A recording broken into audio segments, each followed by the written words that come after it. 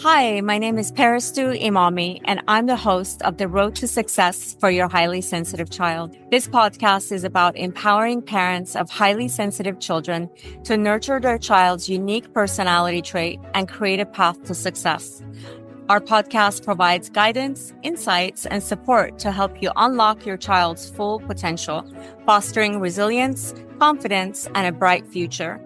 If you're new to my podcast, please go back and listen to episodes 1 and 2 because they provide information on high sensitivity that all subsequent episodes will build upon. Before we start today's episode, I wanted to quickly share another podcast I think you might enjoy. It's called Talking to Teens, Expert Tips for Parenting Teenagers. If you enjoy our deep dives into emotional intelligence and communication strategies, you'll find tons of value here. Each episode features a different expert offering practical advice on teen behavior, self-esteem, and navigating those intense emotions, challenges that often parallel what we discuss on this show. It's hosted by Andy Earl, and you can find it at talkingteens.com.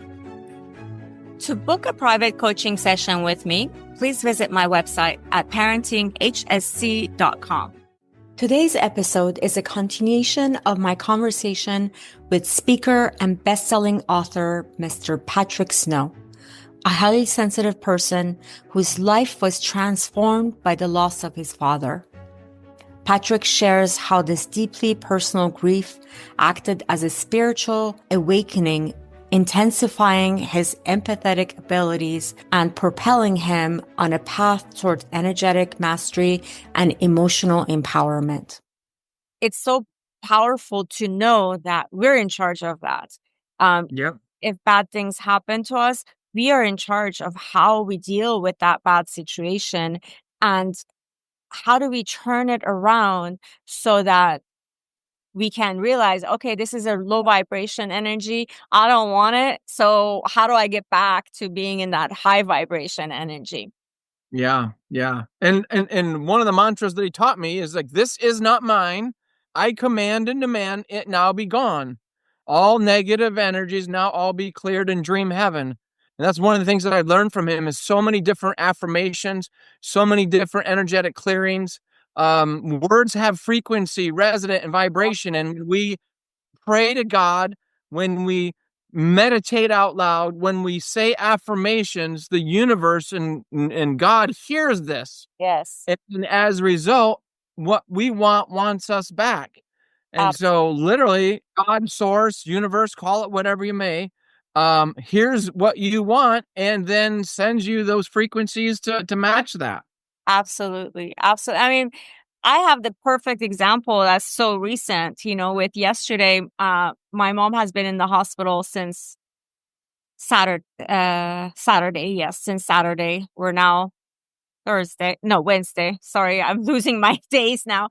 But yesterday she had to have a procedure on her heart, and she's never had this procedure before, and I didn't know anything about it. And when I was very positive throughout the whole thing, because I believe in God, and I knew God was going to protect my mom, and I was praying for her and everything. And then they took her away, and I kissed her on the forehead before they took her away. And they took her. I watched them taking her away, and I started bawling, like as if I just lost it, just my face was like, I swear to God, it was like a faucet. It wasn't regular tears. It was just like, I don't know where this amount of water was coming from. I was bawling. And in that moment, I stopped myself. I let myself cry because, as you know, I talk about emotions and how it's important to process them.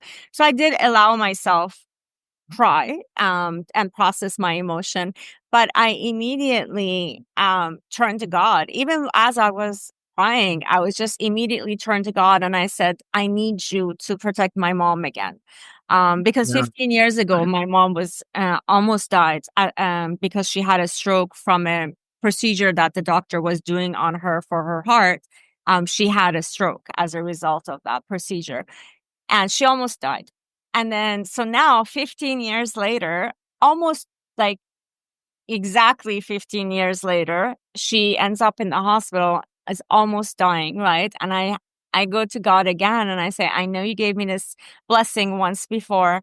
It's been 15 years and she's still alive when the doctor said that there's no way she's going to make it last time. So I need that miracle again.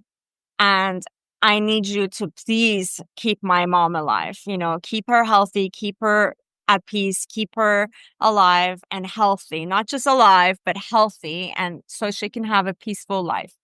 And, and so she can't, it was like 3 hours before we got to know that my mom is okay.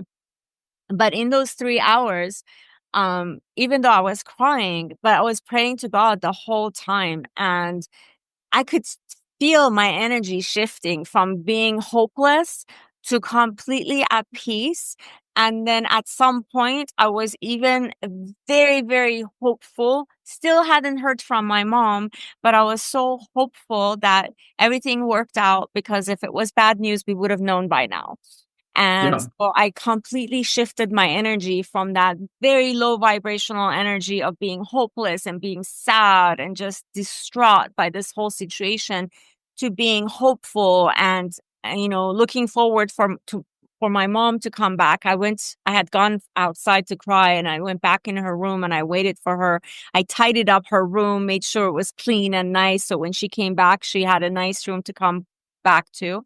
And my energy vibration was so high and so hopeful and so positive that I had no doubt in my mind that my mom was going to walk through that door, or not walk, but come through that door with the nurses, and that she would be okay. And thank God she is okay.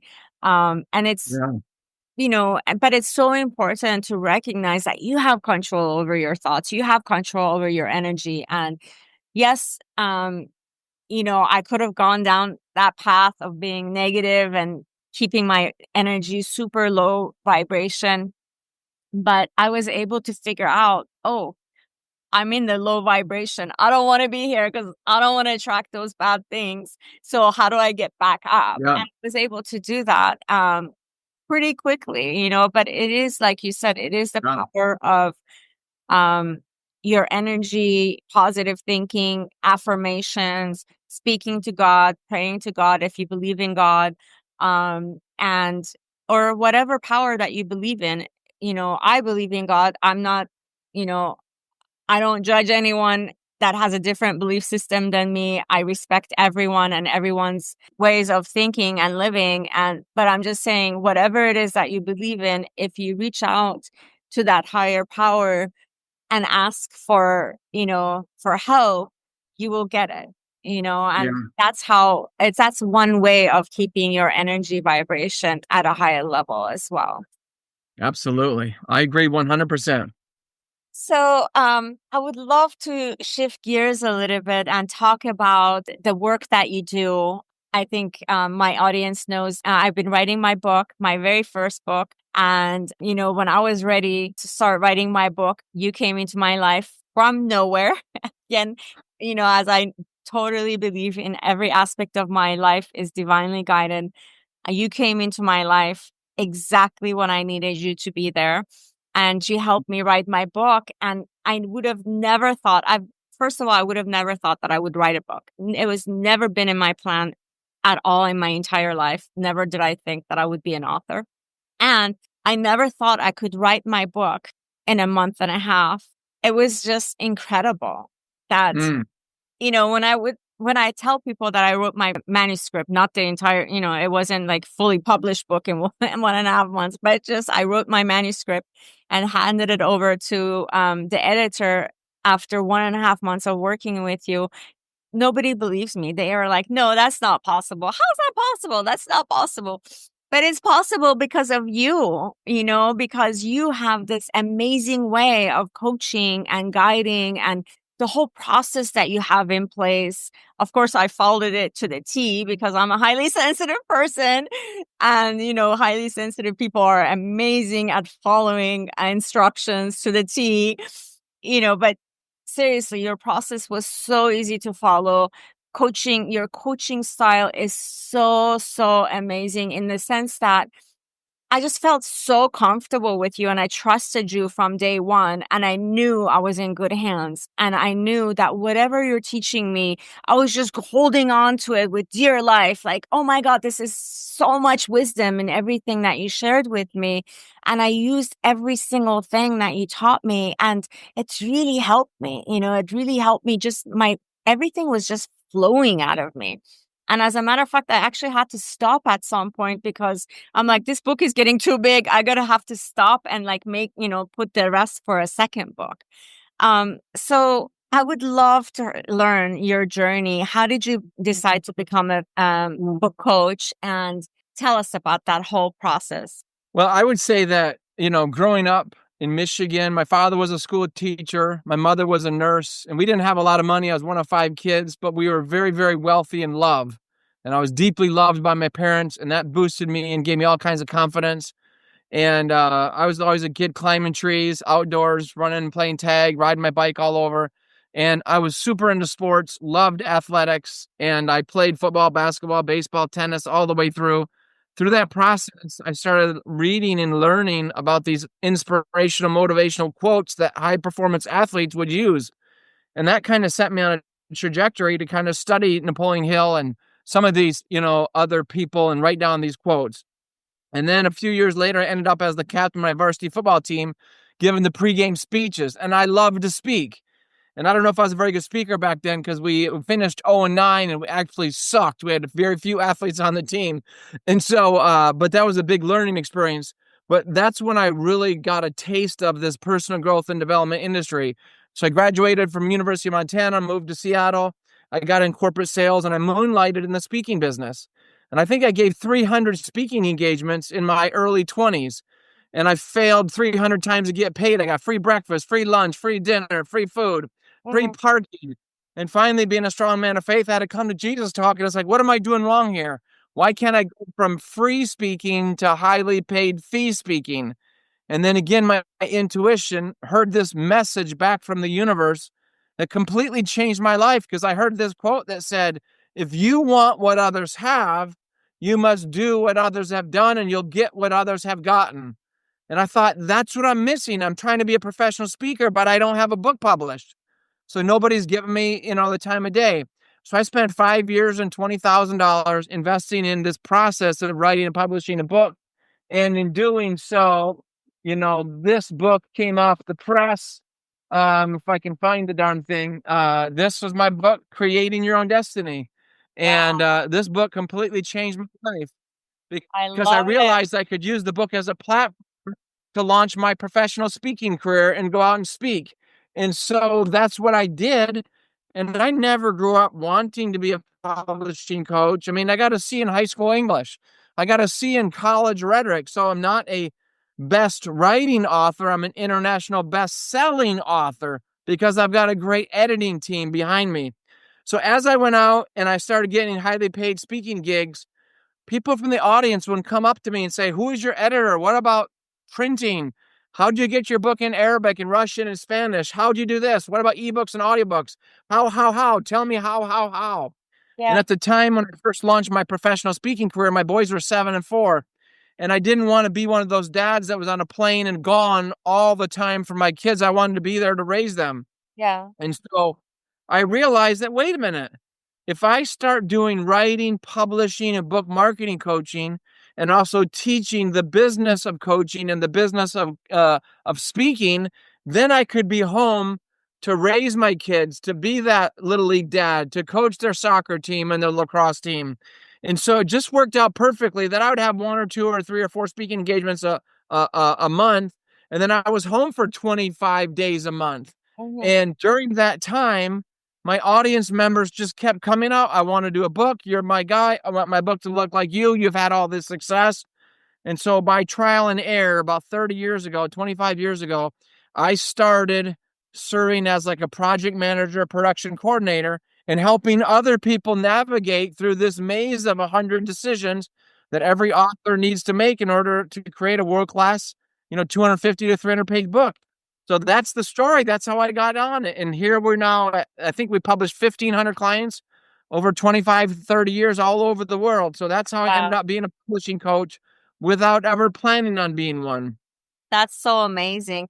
And I think it's so fitting too for someone who is highly sensitive. It's so important to find something that you're passionate about and something that where you can have a balanced life, because for us it's very important to have a balanced life, and it's very important also to, as much as possible, I know not everyone can do it, but if you are able to be your own boss is the best way of having a successful career. Well, people ask me that. They Yeah. they ask me, say, "How is it that you live in Maui, Hawaii? Why do you live in Maui?" My answer is because I can. And Yeah. they're like, "That sounds kind of arrogant and narcissistic, but I don't mean it to be that way." And they're like, Yeah. "What do you mean you can?" "Oh, because I invested in myself.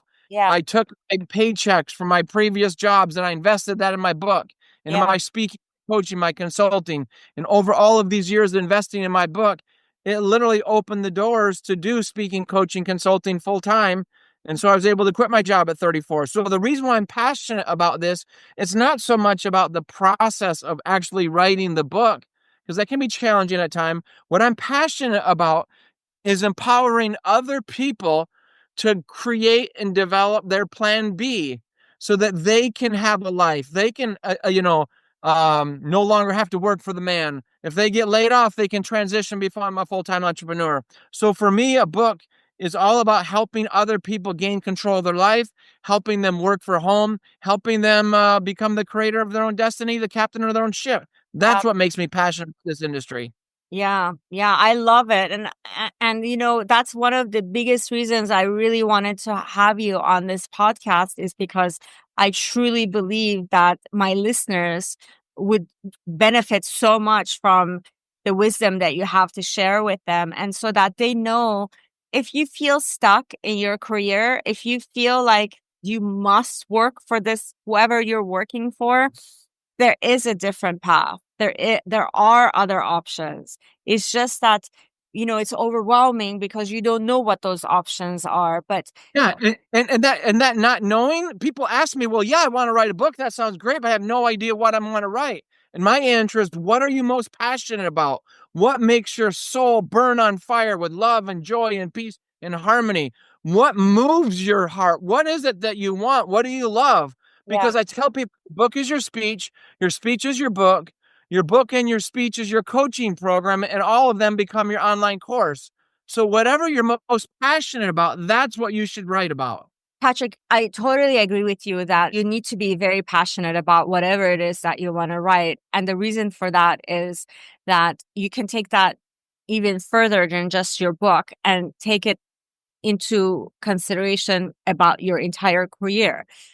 Because your career as a highly sensitive person, because we're very deep thinkers, because we're very deep feelers, we need to have a career that we're passionate about, that speaks to our heart, that where we don't see it as a career or work, we just see it as something that we love doing. And we get up in the morning and we are like, oh my God, I can't wait to start my day. I can't wait to talk to my client. I can't wait to, go to this speaking engagement, whatever it is that you're doing, because that fire that lights us up gives us so much energy. And when something else takes our energy away, because we're empath, and maybe, something takes our energy away, and until, we do our thing with protecting our, do the bubble of protection around us so that people don't zap into your, take your energy. We need to make sure that our careers are such that it really, really energizes us. It gives us that passion and that drive to do our very best and beyond. And I think especially nowadays, that's so important, to be in a place where you're not just surviving, but you're really, really thriving in life. Well, and I would say too that you're 100% correct. And unfortunately, sometimes what causes high sensitive people and empaths to struggle is the toxicity in their work environment. Maybe they have a boss they don't like. Maybe the board of directors is breathing down their throat. Maybe they have coworkers that are bullying them. So many things can cause all kinds of energetic issues. And then if you're in that situation, you got to go deal with that 8 to 10 hours every day. Imagine how miserable your life is. So for the highly sensitive people that are listening, imagine what it would be like to work from home, to have 100% control of your schedule, for you to pick and choose who you're going to work with, for you to be your own boss. And that's the benefit of writing and publishing a book. The book can be a platform to launch a speaking career, a consulting career, a coaching career. And maybe you don't want to be a speaker because you're an empath or a highly insensitive person. And that's okay. You can do coaching and you can do one-on-one coaching from home, wherever you choose to live the rest of your life, and do far, far better than maybe what you're doing in your day job. So I just think that when you write and publish a book, launch your own speaking, coaching, consulting career in service to others, it literally energetically can change everything and put you in control of your future, your life, your destiny. Absolutely. I 100% agree with that. One thing that comes to mind, it's not in my notes, but it just popped into my mind, is I think for a lot of people, 2025 has been a very hard year so far. There's a lot of negativity, a lot of chaos going on right now all over the world. And this is very hard for highly sensitive people to deal with. What advice do you have for highly sensitive people living in this chaos that we're going through right now? Well, I would say this: they must remember that you become what you think about. What you want wants you back. Whatever you believe in your mind to be true is true in your mind, whether it's true or not. And so, number one, I would say completely eliminate all the media. Most people don't know this, but Congress repealed the Smith-Mundt Act in 2013 that allowed propaganda in news to occur. So what people don't know is we haven't had real, actual, factual news in more than 12 years. So just know that everything you see on TV is a charade. Everything on TV that we see is a political agenda behind it. It's all fear mongering, and it's just meant to sell advertising and get people hooked. So the best thing that you can do as a highly sensitive person is completely turn off the TV and eliminate all that negativity from your life. The next best thing that you can do is make certain to go out in nature every single day. Go for a walk in the woods, go for a hike in the mountains, go spend time at the beach. So those are two things that you can do. The next thing is look at your dog's life. Look at your cat's life. Notice how dogs and cats never get stressed out. And the reason why is they live in the present moment. In the present moment is they see a butterfly, or they are chasing a bird, or they're watching the sunset. And there's so many things that we can learn from our animals about focusing on and living in the present moment. And so those are three things that we can focus on. And when we do that, all that outside noise and all that chaos can go by the wayside. But if it makes anyone listening a whole lot better, it's important to know that there is a collective consciousness, a truth, a movement of peace, of love, of joy, of harmony, an alliance of all these countries around the world that have come together to make this world a better place. And the media is not covering it. They don't want to cover it. They don't want you to know the truth.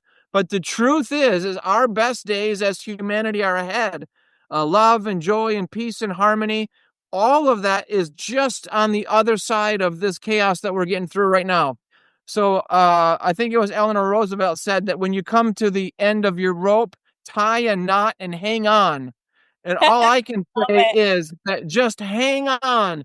Know that this chaos is passing. Know that the collective consciousness of the new world, and I'm not talking the new world order, I'm talking the new world of love, of acceptance, of people coming together for a better cause, a better planet, a better life. All of that's happening right now. So just hang on.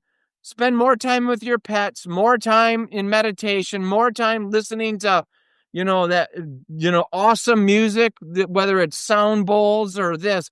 Go get a massage, go do yoga, spend time at the beach, call a friend that you haven't heard from, go to a comedy routine. And if you're still struggling, go to YouTube and watch funny cat videos. Yeah. All of these things are meant to kind of pull you out of the doldrums of all the pain and suffering that we see all over the media and focus on the positive. And just know that when you focus just on you, good things are going to happen. And our best days as humanity are yet ahead. So know that this is not your monkey and this is not your circus. It's not up to you to solve all the problems in the world. all you can do is just focus on you and love your neighbor. And when you do those things, great things will happen. I love it. I love it. Thank you, Patrick. Thank you so much. Any, last comments, anything that you want to talk about before we end the episode? And at the end of the day, it comes down to only those who can see the invisible can achieve the impossible. And ultimately, it's the belief in your vision that holds the key to creating your own destiny. So if you believe you can write and publish a book, work from home, escape that job, then you can. If you believe that you're stuck with a whole career having a lousy boss, then you're going to be stuck. Whatever you believe becomes your reality. So if you're looking for someone that could help guide you, mentor you, walk you through the 100 decisions that you need to make to create a world-class, 250 to 300-page hardcover book, I'd be honored and thrilled to offer any of you listeners today a complimentary, no obligation, 60-minute writing, publishing, book marketing, speaking, coaching consultation by phone or FaceTime or Zoom. The best way to reach me is to send me your name and your time zone to my cell phone, and that number is 206-310-1200. Again, my private cell phone number, 206-310-1200. Send me a message. Let me know via text that you heard from me on Parastoo's podcast, and I'll gladly get back to you with some time and dates. So, Parastoo, thank you for this time today. What an honor to share with you. I'm so happy and proud for you and your book, Embracing Your Sensitivity.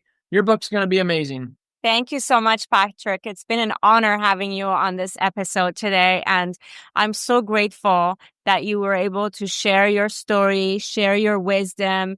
And I am 100% sure that my listeners also have a book in them. And I hope that they get to work with you and see what an amazing coach you are and experience what I've experienced with you. Thank you so much, Patrick. I'm so, so grateful to you. You're welcome. As we wrap up today's episode, I want to remind you that you have the power to create a bright and successful future for your highly sensitive child. Embrace their uniqueness, nurture their strengths, and provide them with the love and support they need. Together, we can pave a path to success that aligns with their sensitivity. Thank you for joining us today. And remember, you're not alone on this journey. We'll be here with more insights and inspiration in our next episode.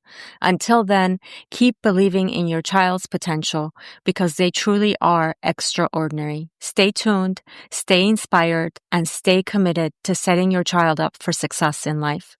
If you enjoyed the episode and found it helpful, please leave a review, share with other parents, and reach out to us with any topics you'd like us to cover in the future. To book a private coaching session with me, please visit my website at parentinghsc.com. Free audio post-production by alphonic.com.